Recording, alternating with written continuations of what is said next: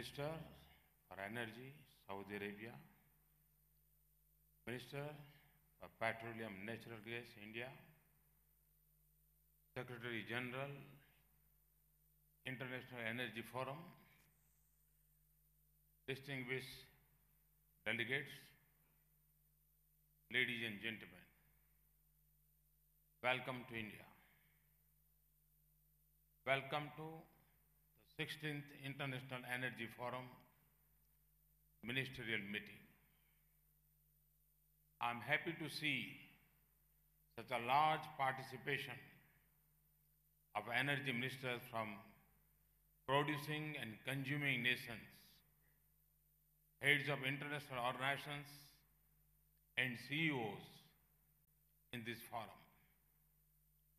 As you come together today to discuss the future of global energy, the world is seeing a great transition in energy supply and consumption.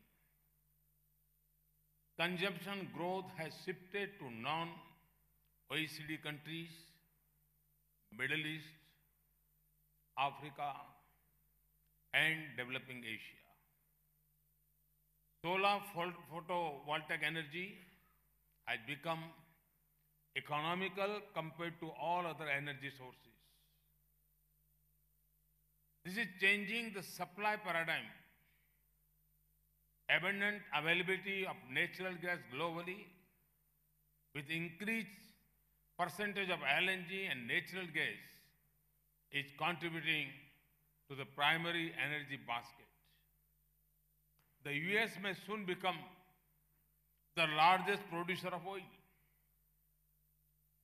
It is predicted to meet a major portion of the additional oil demand in the next few decades.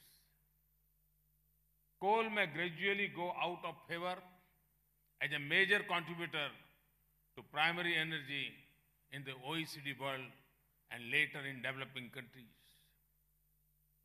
The transport sector will see massive changes in the next few decades with adoption of electric vehicles. The world is committed to the climate change agenda based on the COP21 agreement. The energy intensity of economies will change with focus on green energy and energy efficiency. Last month, I came across an energy forecast prepared by an agency according to which India will be the key driver of global energy demand in the next 25 years. India's energy consumption will grow by 4.2% a year for the next 25 years. This is fastest among major world economies. The report also mentions that gas demand will be triple by 2040. The number of electrical vehicles will rise to 320 million by 2030, up from 3 million today. We are entering an era of energy abundance. However, 1.2 billion people still do not have access to electricity. Many more do not have access to clean cooking fuel. We must ensure that this situation is not exploited to the detriment of the underprivileged. People must have universal access to clean, affordable, sustainable, and equitable supply of energy. Let me share with you some of my thoughts on the hydrocarbon sector and our endeavor to achieve energy security. Oil and gas are a commodity of trade, but also of necessity. Whether it is for the kitchen, for a common man, or for an aircraft, energy is essential. The world has for too long, seen prices on a roller coaster We need to move responsible pricing, which balances the interests of both the producer and consumer. We also need to move to transparent and flexible markets for both oil and gas. Only then can we serve the energy needs of humanity in an optimal manner. If the world has to grow as a whole, there has to be a mutually supportive relationship between producers and consumers. It is in the interest of producers that other economies keep growing steadily and rapidly. This will ensure growing energy markets for them. Efforts at artificially distorting prices are self-defeating, as history has shown us. They also cause undue hardship, particularly to those at the bottom of the pyramid in developing and least developed countries. Let us use this platform to build a global consensus on responsible pricing. This will serve the mutual interests of both producers and consumers. Given global uncertainties, India also needs energy security. My vision for India's energy future has 4 pillars: energy access, energy efficiency, energy sustainability, and energy security. Energy in general and hydrocarbons in particular are an important part of my vision for India's future. India needs energy which is accessible and affordable to the poor. It needs efficiency in energy use. As a responsible global member of the Committee of Nations, India is committed to combating climate change, curbing emissions, and ensuring sustainable future. The launch of the International Solar Alliance is a step towards fulfilling this commitment. Friends, currently, India is the fastest growing large economy in the world.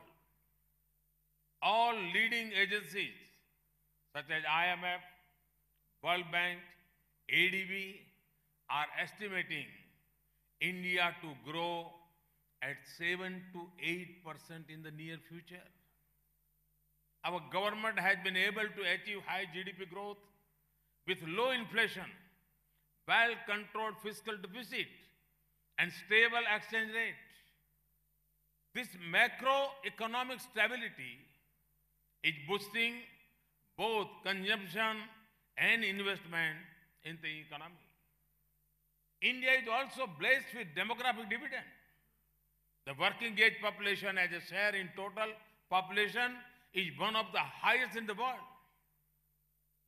Our government is boosting local manufacturing through Make in India and skilling of youth in industries such as textile, petrochem, defense, engineering, etc.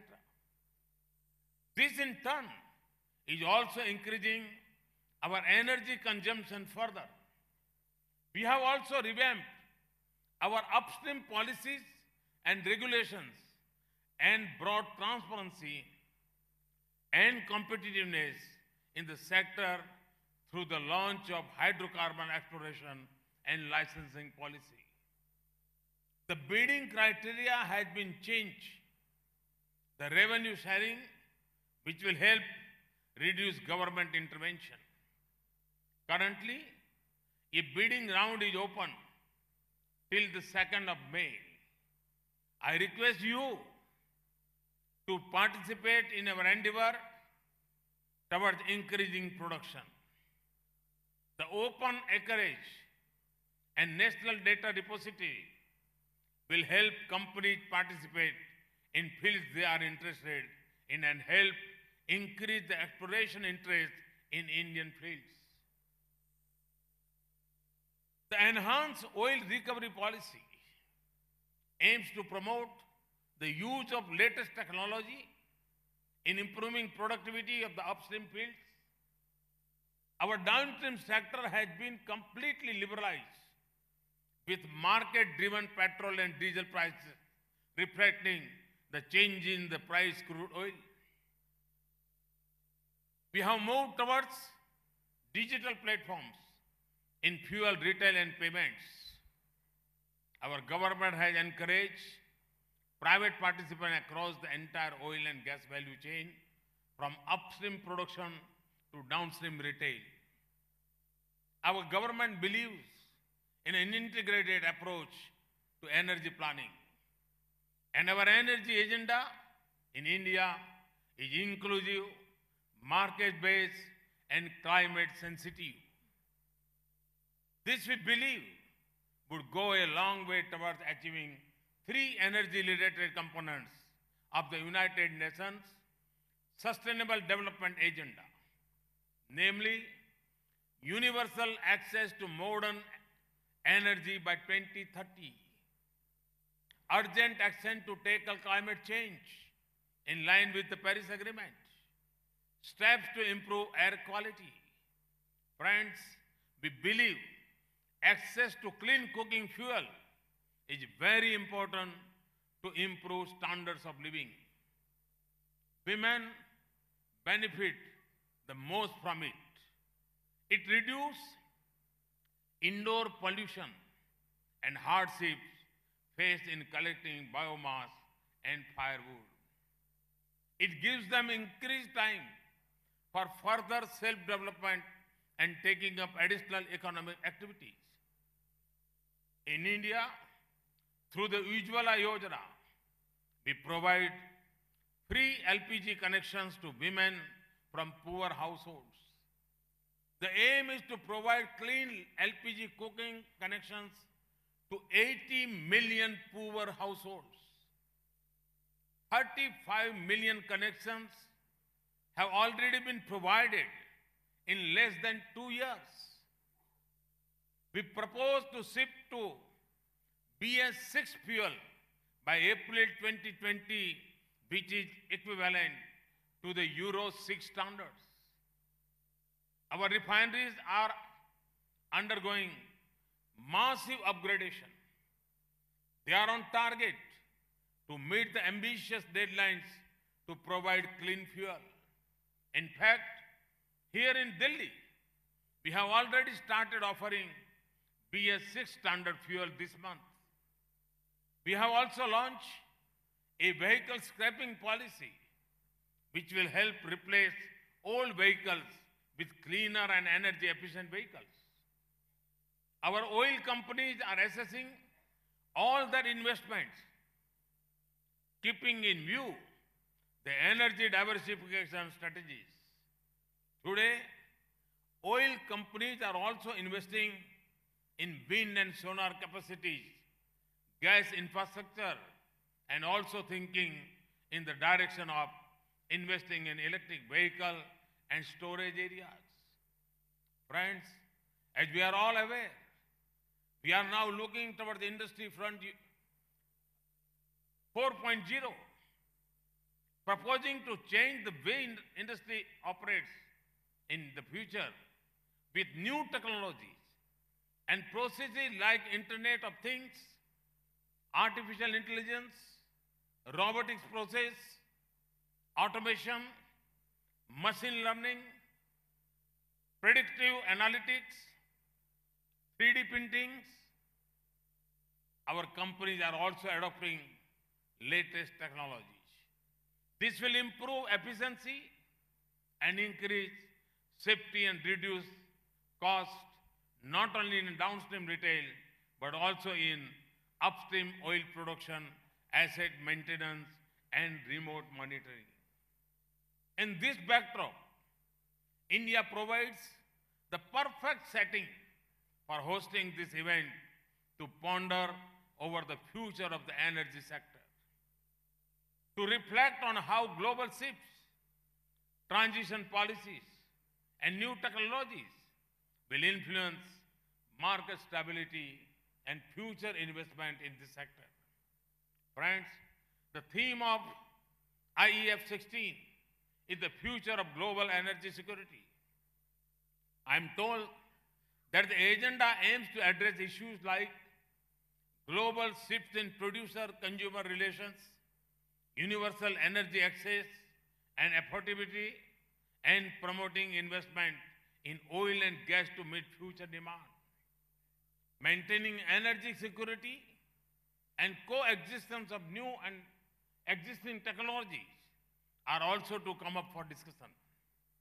These are all pertinent subjects for the future of our collective energy security.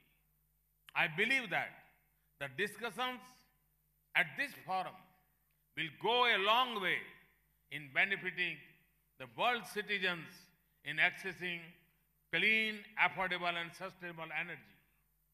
I wish you all a successful and fruitful Minister Conference.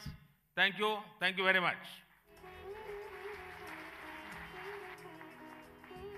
Thank you, Honorable Prime Minister, sir, for sharing the progressive vision which you have envisioned for a very vibrant India. Thank you to the Honorable Prime Minister.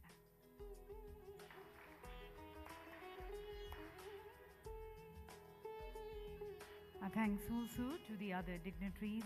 Appreciation to His Excellency Khalid Al-Faleh, the Honorable Minister of Energy, Industry and Mineral Resources, Saudi Arabia. Thanking our Honorable Minister, Shri Dharmendra Pradhan. Our extreme thanks to the Secretary General of IEF,